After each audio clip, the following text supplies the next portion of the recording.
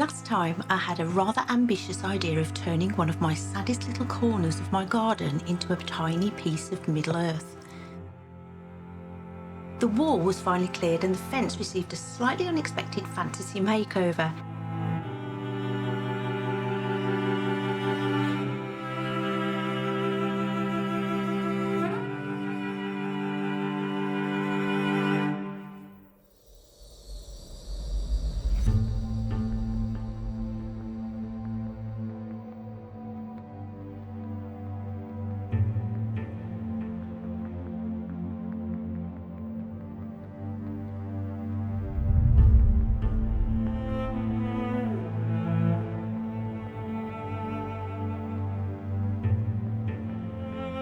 And after plenty of experimenting, I eventually settled on a mixture of homemade plaster clay and my old favourite cheap and cheerful craft foam.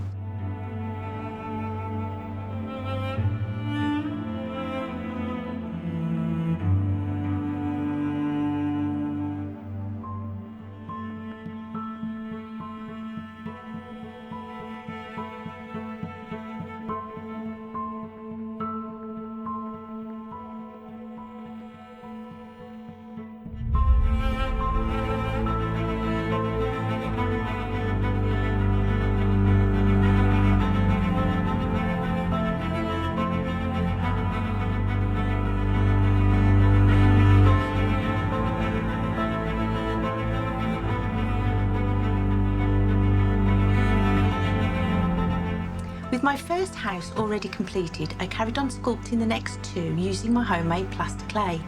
Every wooden beam, door surround and window frame was built up layer by layer, all held together with ordinary PVA glue.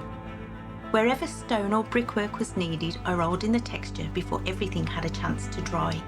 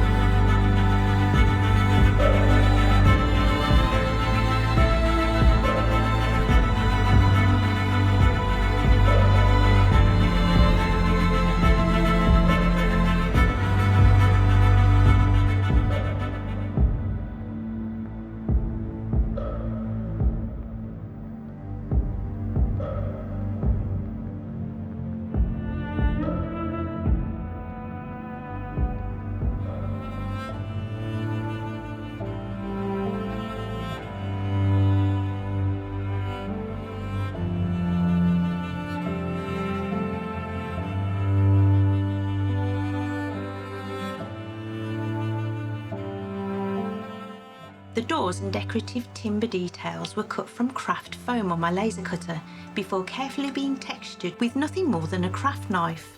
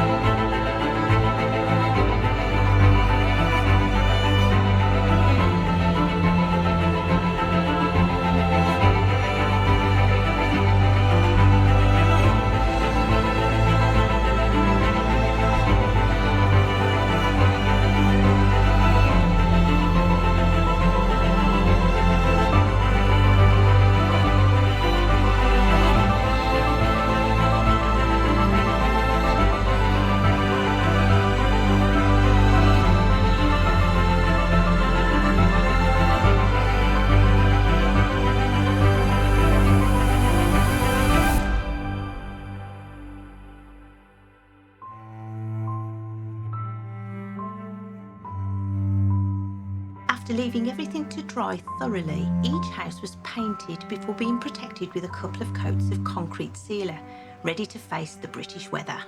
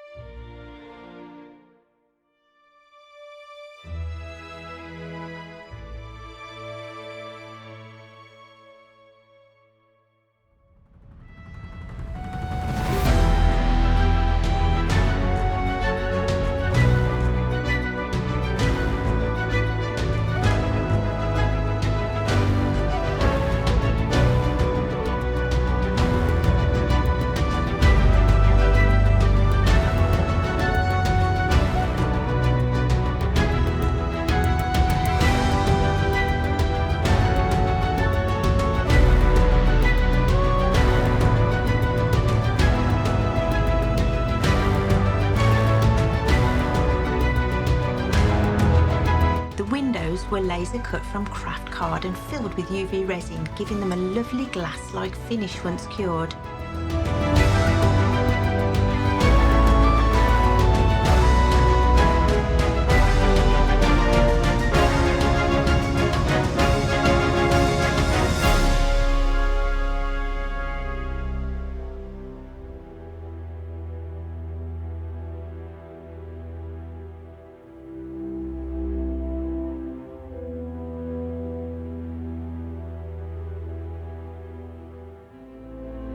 The remaining Hobbit homes were built almost entirely from craft foam.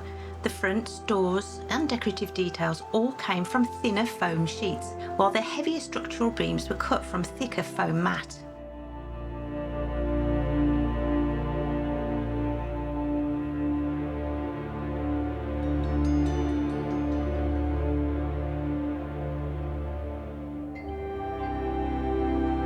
One technique I absolutely loved was using my wood burning tool to texture the larger beams and stonework.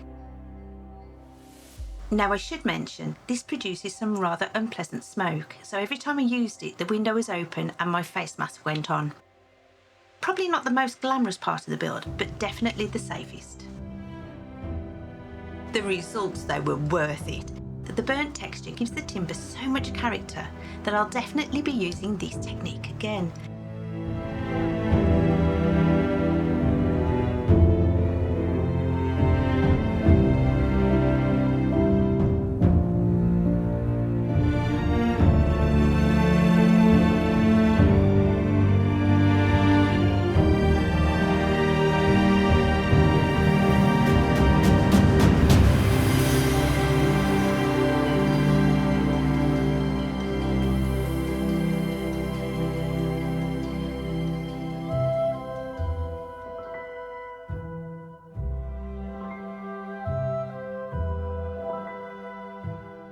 The smaller foam details were textured using nothing more complicated than a craft knife and a wire brush. Simple, cheap, and surprisingly effective.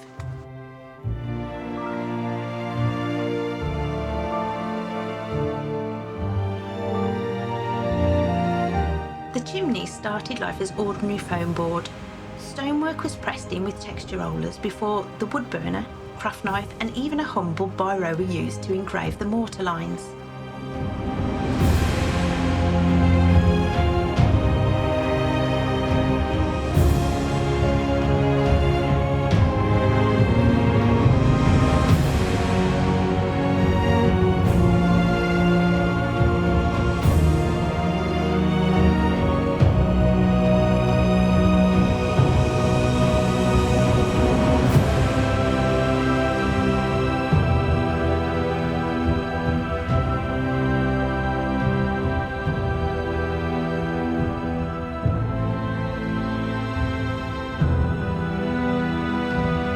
Finally, a rather satisfying attack with a rock added the last little imperfections. Sometimes the least sophisticated tools produce the nicest results.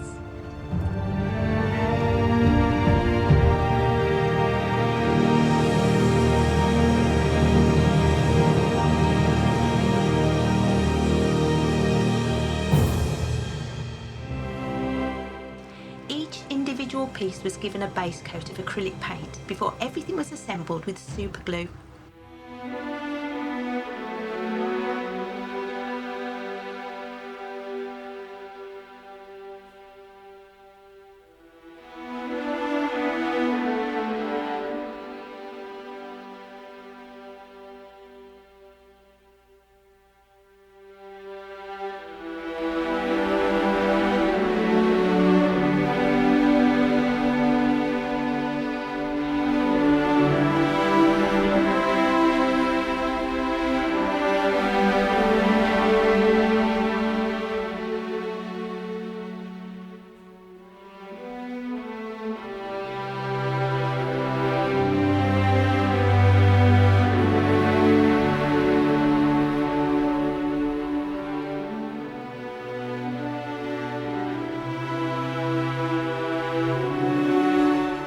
The process was almost identical for every house, so rather than make you watch me repeat exactly the same step half a dozen times, here's a little montage instead.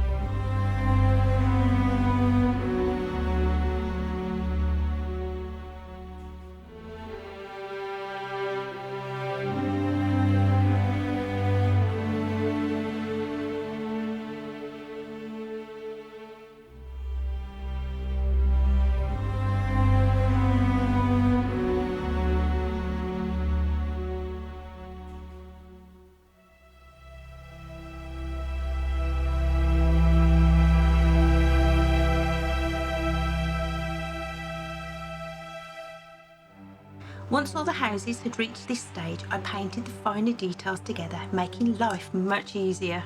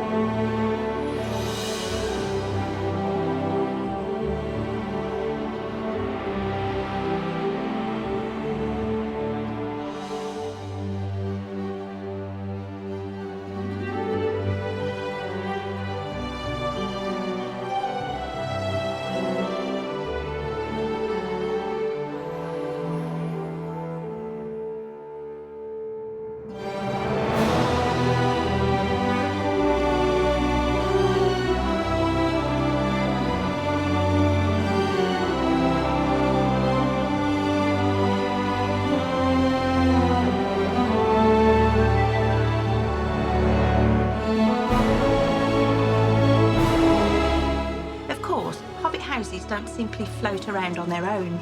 Each one needed its own grassy hill. Because every building was a different shape, I first made simple cardboard moulds before filling them with expandable foam.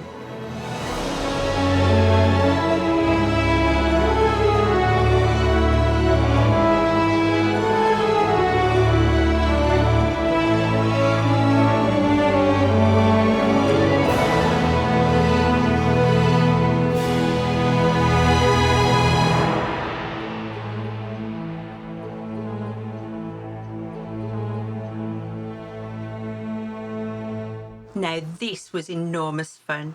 Once cured, the foam carved beautifully, using nothing more exotic than an old kitchen knife.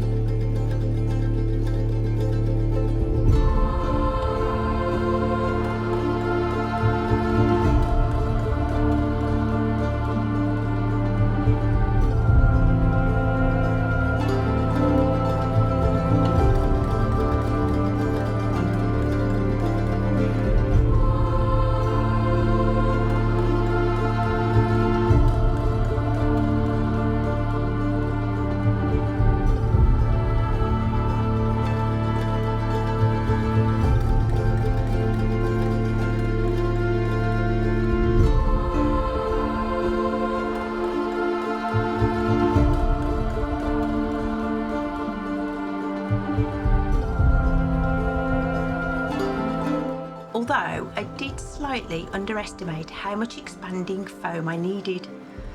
The two final houses ended up being built from every scrap of leftover foam I could find, glued together with contact adhesive. Waste not, want not.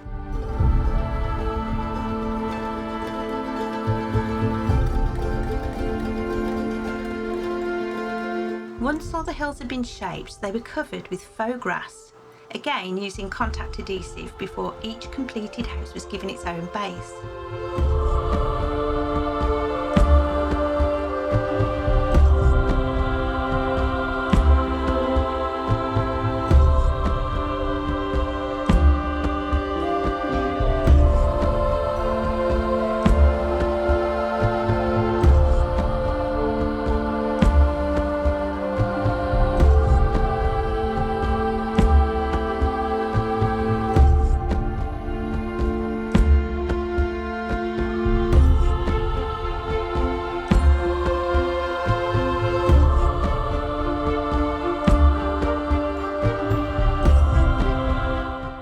Marked every window before carving tunnels through the foam with a hot foam cutter.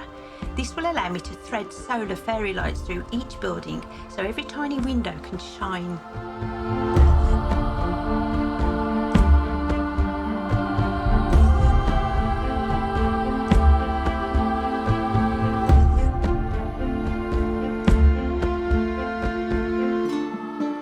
Now came one of my favourite parts, the tiny details.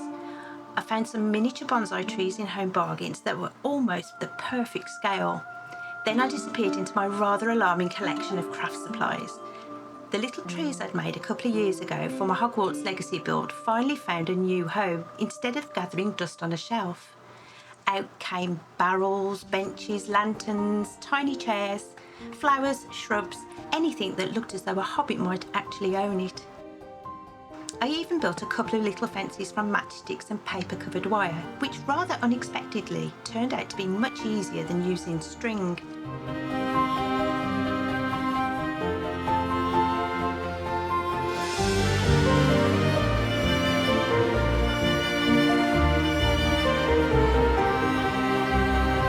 The final landscaping slowly brought everything together. Foam clay became paving stones and little cobble paths.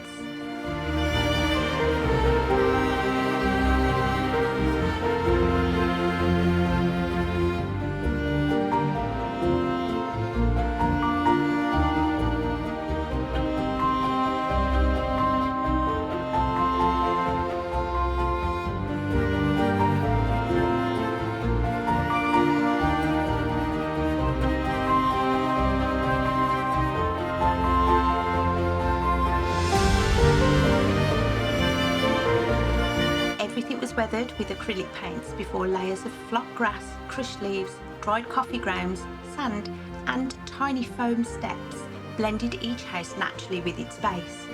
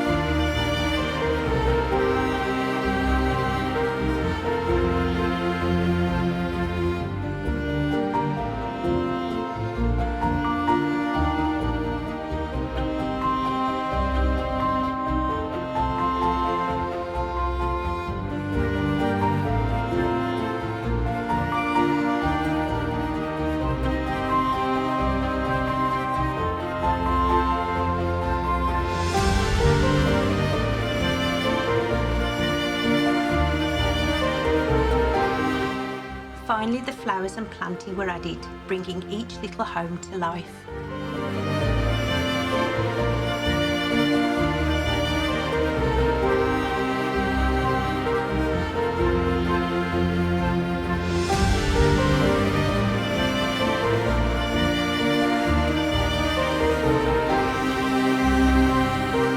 Outside, I connected all the solar lights together before carefully fixing every house permanently to the wall and nestled into the hillside. Hopefully, all securely attached enough to survive the British weather. Time will tell.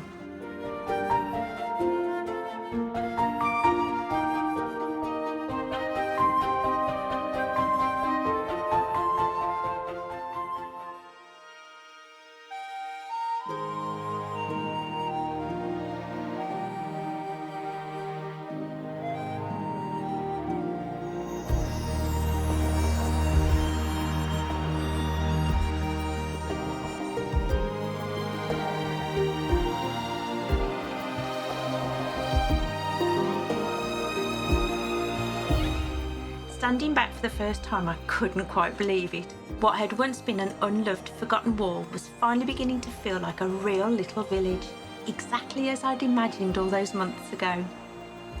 Next time we build the heart of the village, the Green Dragon Inn, and I have to admit that might just be my favourite part of the whole project.